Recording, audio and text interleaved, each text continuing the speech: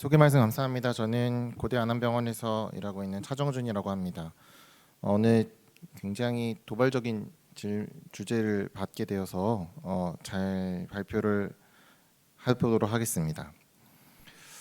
일단 니어라는 것 자체가 조금 어색하실 수 있어서 일단 그거에 대해서 간략하게 설명을 드리자면, 이제 니어 인프라레드 스펙트로스코피가 붙어 있는 아이부스를 이야기하는 겁니다. 이제 아이부스는 우리는 이제 혈관학회니까 여기에는 중재를 하시지 않는 선생님들도 계실 텐데, 이제 코로나리 아테리에서 이제 저희가 컴플렉스 리전 같은 경우는 인트라바스큘라 이미징을 하는 것을 이제 클래스 1으로 이제 권장을 하고 있는데, 이제 이렇게 우리가 엔지오그래피는 2D 이미지이기 때문에 아이부스를 이용해서 플락이라든지 이런 캐릭터를 좀 더 자세히 볼 수 있는 장점이 있는데, 그 플락의 성상을 우리가 분석하는 데 있어서는 이 소노만 가지고는 좀 부족한 부분들이 있는데요.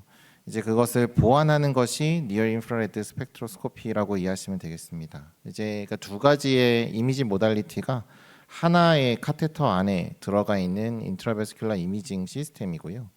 이렇게 두 가지 프로브가 들어가 있는데, 우리가 보통 가이드와이어를 통해서 이렇게 그 카테터를 갖다 놓은 다음에 풀백을 해서 이미지를 얻게 되는데, 그 동일하게 생긴 플락 모양이어도 어떤 플락 같은 경우에는 이제 리피드가 많은 플락이 있을 수 있고, 어떤 플락은 파이브로틱한 플락이 있을 수 있다는 것을 우리가 이 니어라는 카테터의 케모그램을 얻음으로 인해서 우리가 같은 45%밖에 안 되는 스테노시스를 가졌지만, 어떤 한 부분은 요건 좀 위험한 병변, 하나는 상대적으로 괜찮은 병변이라는 것을 볼 수가 있다는 겁니다. 그 위험한 병변이라는 표현은 저희가 vulnerable 플락이라는 표현을 쓰고 있는데, 이제 최근에는 하이 리스크 플락이라는 어떤 명칭으로 조금 더 사용이 많이 되고 있는데요.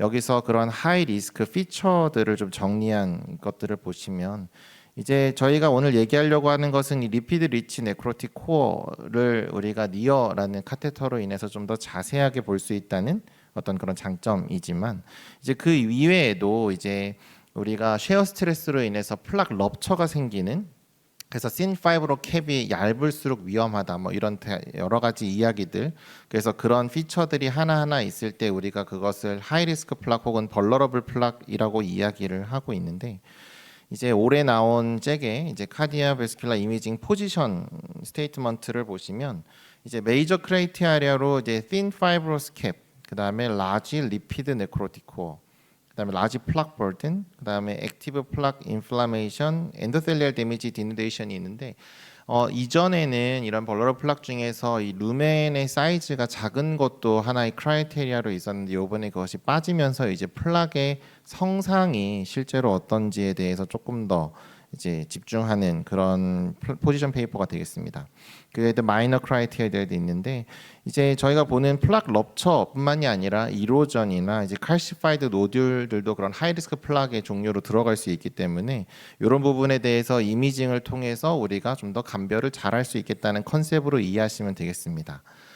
뭐 지금 앞에서 MR 저는 되게 감명 깊게 봤는데, 이제 MR이든 CT든 그다음에 펫CT든 저희가 너인베이시브로 할 수 있는 그 플락의 캐릭터를 볼 수 있는 굉장히 다양한 모달리티가 있지만, 이번에는 지금 그런 얘기를 하려고 하는 것은 아니고, 저희가 그 인터벤션 스트래티지에서 보통 사용하게 되는 아이부스와 OCT 그리고 니어 아이부스를 봤을 때, 아까 말씀드린 것처럼 아이부스는 이제 리어를 여기다 하나 얹은 거라고 했기 때문에 아이부스의 모든 어떤 그 할수 있는 특성을 다 가지고 있지만, 니어가 가지고 있는 이런 리피드 네크로틱 코어를 가장 잘 특정할 수 있다는 그런 장점이 조금 더 보완된 느낌으로 이해하시면 되겠습니다. 그리고 OCT는 저희가 굉장히 잘 보이고 선명하지만 플락 버든을 측정하는 데 있어서는 상당히 제한이 있습니다. 페네트레이션 뎁스가 아시는 것처럼 굉장히 적기 때문에 그렇죠.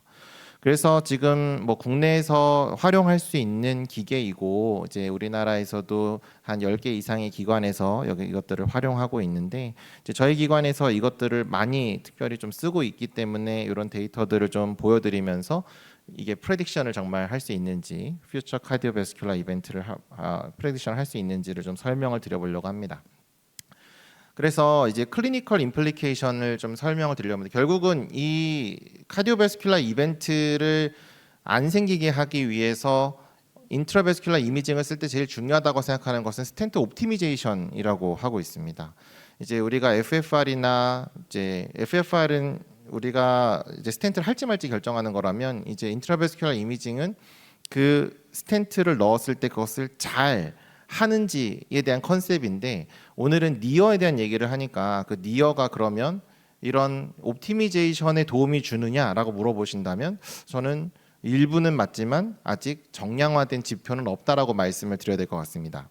하지만 다음과 같은 한 두 가지 컨셉에서는 니어가 도움이 되는 부분들이 있어서 말씀을 드리려고 합니다. 처음은 플락 스타빌리제이션인데요. 그러니까 결국은 아까처럼 말씀드린 것처럼 하이 리스크 플락이라고 하는 것들이 어떤 애는 똑같이 좁아져 있는데 뭐는 얘는 때깔이 안 좋고 얘는 때깔이 그래도 괜찮아 보인다라고 했을 때 그럼 얘가 나빠질 가능성에 대해서 어떤 우리가 알고 있는 데이터로 가장 큰 데이터는 프로스펙트 2가 되겠습니다. 이제 902명의 트로포닌 파지티브인 ACS 환자에 대해서 3베슬 아이부스를 했고요. 그래서 컬플릿 리전에 대해서는 그냥 PCI를 했고 이제 넌 컬플릿 리전들에 대해서 이제 이 65% 정도의 플락 버든이 있는 이게 있다고 하면 이제 여기로 들어가고 아닌 거는 아닌 거로 해서 결국은 3.7년 정도를 팔로우한 결과가 되겠는데 이 내용은 뒤에서 잠깐 말씀을 드리겠습니다만 일단 넌 컬플릿 리전 그러니까 치료를 안 한 혈관이죠. 치료를 안 한 혈관에서 그 LCBI라고 하는 그 노란색으로 보였던 부분의 어떤 수치화를 저희가 나타내는 숫자인데 이 숫자가 높은 그룹이 낮은 그룹에 비해서 결국은 아웃컴이 좋지가 않더라. 그걸 페이션트 레벨에서나 리전 레벨에서나 마찬가지로 높은 숫자일수록 이벤트가 더 잘 생긴다라는 어떤 리얼월드 에비던스를 가지고 이야기를 하고 있는 겁니다. 그럼 저거를 그렇게 안 좋은 모양인 것처럼 보이는 것들을 우리가 무엇을 할 수 있느냐에 대한 연구들도 이제 추가적으로 된 것이 팩맨 AMI 연구를 제가 설명을 드리려고 하는데 이 환자들은 300명의 환자들을 대상으로 스테미, 그러니까 AMI 환자이죠. AMI 환자를 치료를 했습니다. 치료를 하고 그 다음에 나머지 치료를 안 하고 둘 혈관들에 대해서 그게 20에서 50% 정도의 다이아멘트 스테노시스가 있는 환자를 모두 OCT를 하고 니어 아이부스를 1년째 하고 그러니까 베이스라인에 하고 1년째 한 연구가 되겠습니다. 대신에 이 군에서는 둘 다 비교를 하기 위해서 한쪽은 슈퍼 인텐시티 LDL 컨트롤 그룹이라고 해서 PCSK9 인히비터를 주는 그룹이었고요. 하나는 그냥 우리가 가이드라인에서 얘기하는 것처럼 하이 인텐시티 스타틴을 주는 연구가 되겠습니다. 이 니어에 대한 부분만 띄어서 설명을 드리면 이렇게 LDL을 굉장히 낮춰서 이런 슈퍼 인텐시티 그룹은 거의 10 20 정도로 LDL 콜레스테롤이 낮아지게 되는데요. 그렇게 낮아졌을 때 이런 맥스 LCBI라고 하는 이 노란색 부분의 수치가 그런 스탠다드 그룹에 비해서 훨씬 줄어들게 되었고 OCT라든지 플락 버든에 대해서도 훨씬 줄어들었다는 결과를 보고한 것이 팩맨 AMI 연구가 되겠습니다. 이게 어떤 케이스로 보여드릴 만한 연구인데요. 이 니어 아이부스가 이제 커버하고 있는 영역이고 OCT에서 이런 싱캡 파이브로 티크니스가 이제 결국은 증가한다는 것은 안정이 된다고 저희가 이해를 할 수가 있는데 이런 LCBI 값도 줄어들고 플락 볼륨도 줄어들다. 이제 이런 것들이 LDL 콜레스테롤을 더 적극적으로 낮추면 그런 플락 스테빌라이제이션을 가지고 오면서 결국은 이제 퓨처 이벤트조차도 막을 수 있게 되지 않을까라고 하는 컨셉이었는데 저희가 이런 LDL 콜레스테롤을 낮추면 이렇게 된다는 에비던스는 있지만 그럼 우리가 스타틴을 쓰면서 리얼월드에서 조금 더 쓸 수 있는 방향 우리가 요즘에는 콤비네이션 세라피도 쓰고 하이인텐시티 스타틴도 쓰게 되는데 저희가 PCSK9 이니비터 같은 경우에는 이제 굉장히 비싼 그런 약이기도 하니까요. 근데 저희는 지금 저희 기관에서 여기 있는 교수님들 일부도 동참해서 해주시는 연구로 그런 하이인텐시티 스타틴 연구와 그다음에 콤비네이션 스타틴 레이싱에서 사용했던 비슷한 용량과를 했을 때 우리가 비슷한 LDL 콜레스테롤 리덕션을 가지고 올 거라고 생각하고 있는데 그런 상황에서 이런 플락 스타빌라이제이션 정도도 비슷하게 될 것인지에 대한 연구도 지금 후속으로 진행을 하고 있습니다. 그리고 이제는 정말 예측, 이제 퓨처 코로나리 이벤트를 예측하면 그 예측해서 우리가 무엇을 할 수 있을지에 대해서 조금 더 지금 나와 있는 연구들을 보여드리려고 합니다.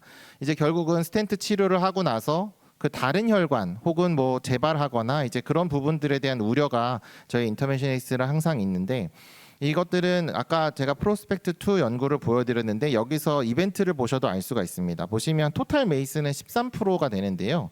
그 non 컬플렛 리전 릴레이티드 메이스가 8%입니다. 그러니까 치료를 한 혈관의 어떤 레이트는 상당히 낮아지게 되는데요. 컬플릿 리전도 4%인데 거의 2배 정도 이벤트가 결국은 더 발생하게 된다는 것이고, 그러면 어떤 병변은 결국은 그렇게 나빠질 코스로 가지 않겠느냐라는 건데요. 이제 케이스를 하나 보여드리면 73세 여자가 이제 여자 환자분이 리커런트 체스트 페인 레스팅일 때도 왔고 TMT는 파지티브여서 이제 엔지오를 하게 되었습니다.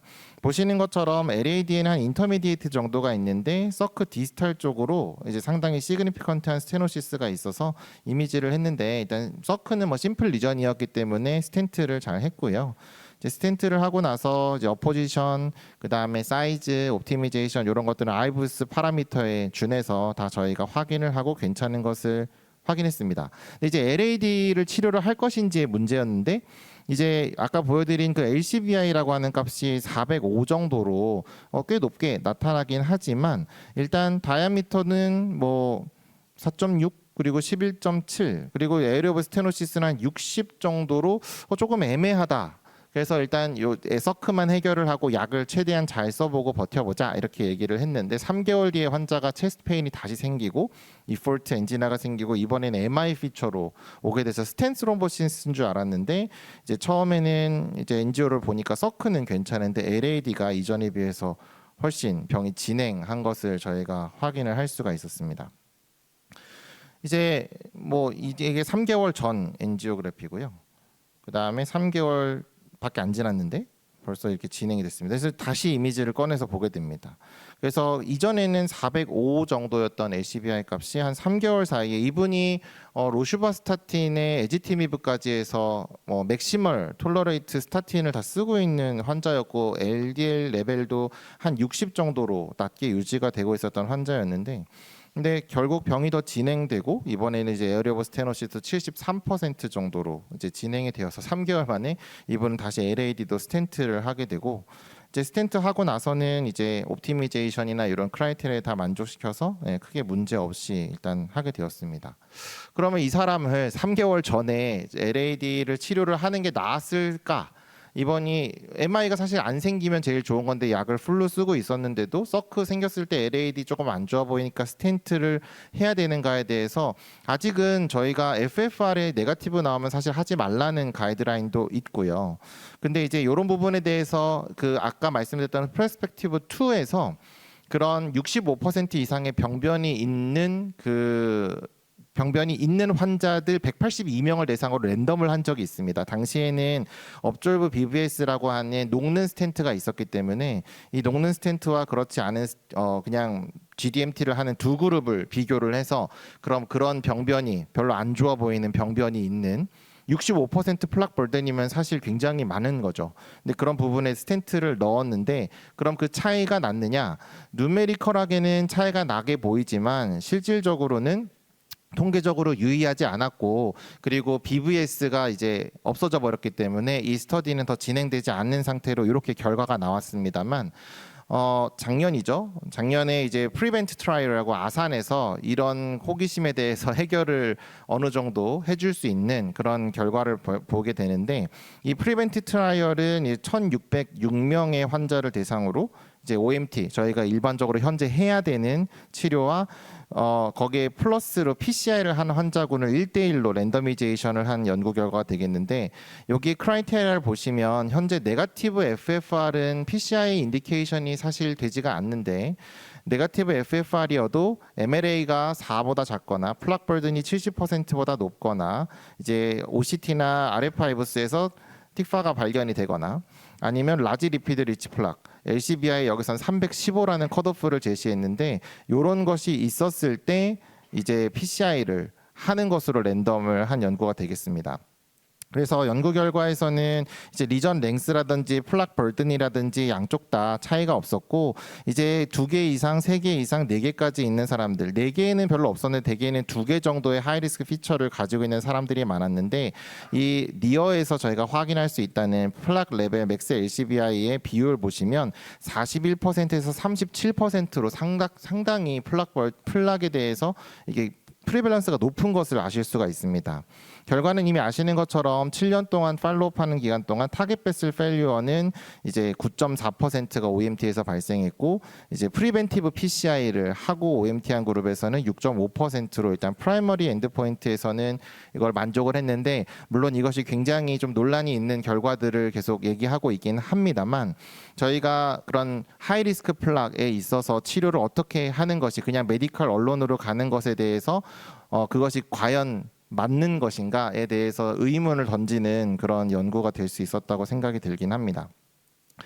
PCI를 하고 나서도 이제 저희가 이런 LCBI를 활용하는 부분에 대해서도 국내 데이터가 하나 있어서 소개를 시켜드리면, PCI를 덮어버리면 이제 그 엔도텔리움을 덮게 되는데, 그 덮게 되고 그 뒤에 있는 플락의 어떤 성상들을 니어 아이부스를 통해서 봤을 때 이제 거기서 리피드 벌든이 많은 쪽이 없는 쪽보다 조금 더 아웃컴이 좋지 않다는 결과들이 일본 데이터랑 이제 저희 데이터랑 우리나라 데이터랑 좀 보여지고 있는 부분들이 있는데, 이것들은 앞으로도 스텐트 옵티미제이션에다가 이제 니어 아이부스가 좀 더 도움을 줄 수 있는 어떤 요인 중에 하나로도 해석할 수 있을 것 같습니다. 이제 마지막으로 이미디어트 프로시저 리스크라는 측면의 프레딕션을 말씀드리려고 하는데, 저희가 뭐 코로너리 하시는 분들은 이런 영상들을 굉장히 흔하게 보게 되는데, 언스테이블 안진하고 막 20살 정도 차이가 나지만 병변은 상당히 비슷해 보이는 양쪽 혈관에 대해서 이제 벌룬을 하고 이제 보고 나면은 이제 벌룬을 하고 났더니 한쪽 혈관에서는 노리플로우 페노메논이 나타나게 되고요.